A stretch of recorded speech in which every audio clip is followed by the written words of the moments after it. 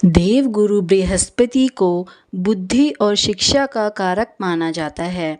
गुरुवार को बृहस्पति देव की पूजा करने से धन, विद्या, मान सम्मान, प्रतिष्ठा और कई अन्य मनोवांछित फल की प्राप्ति होती है।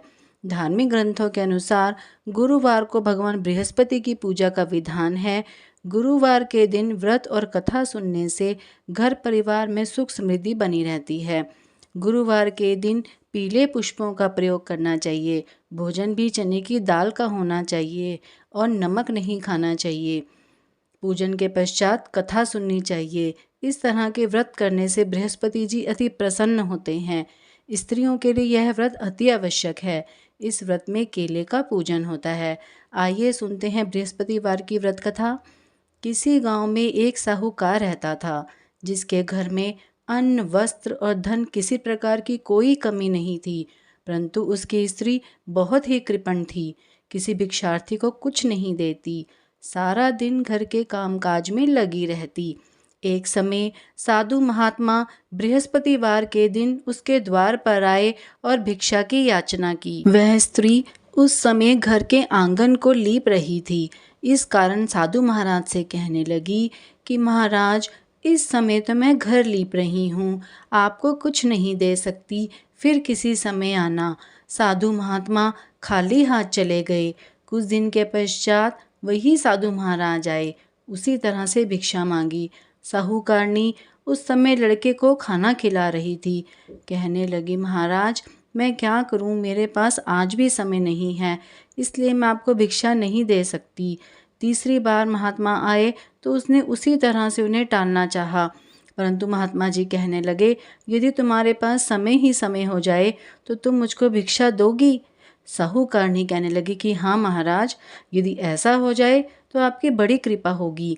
साधु महात्मा जी कहने लगे, अच्छा, मैं एक उपाय बताता हूँ।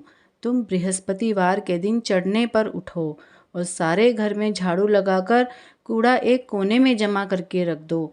घर में चौका इत्यादि मत लगाओ। फिर स्नान आदि करके सब घर वालों से कह दो उस दिन सब हजामत अवश्य बनवाएं। रसोई बनाकर चूल्हे के पीछे रखा करो, सामने कभी न रखो। सायंकाल को अंधेरा होने के बाद दीपक जलाया करो तथा बृहस्पतिवार को पीले वस्त्र धारण मत करो, न पीले रंग की चीज़ों का भोजन करो। यदि ऐसा करोगी तो तुमको घर का कोई काम करना ही नहीं पड़ेगा। साहूकारनी ने ऐसा ही किया। बृहस्पतिवार को दिन चढ़े उठी, झाड़ू लगाकर कूड़े को घर में जमा कर दिया।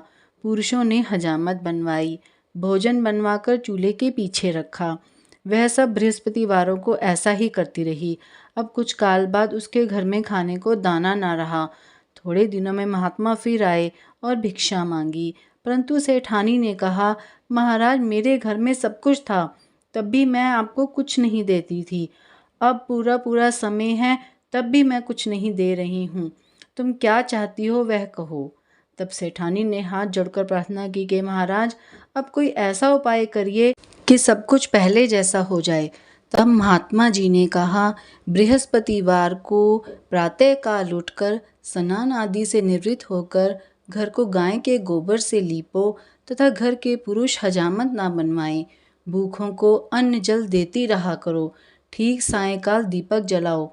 यदि ऐसा करोगी तो तुम्हारी सब मनोकामनाएं भगवान बृहस्पति जी की कृपा से पूर्ण होंगी।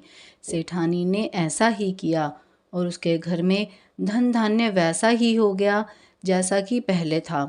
इस प्रकार भगवान बृहस्पति जी की कृपा से अनेक प्रकार के सुख भोग कर दीर्घ काल तक जीवित रही।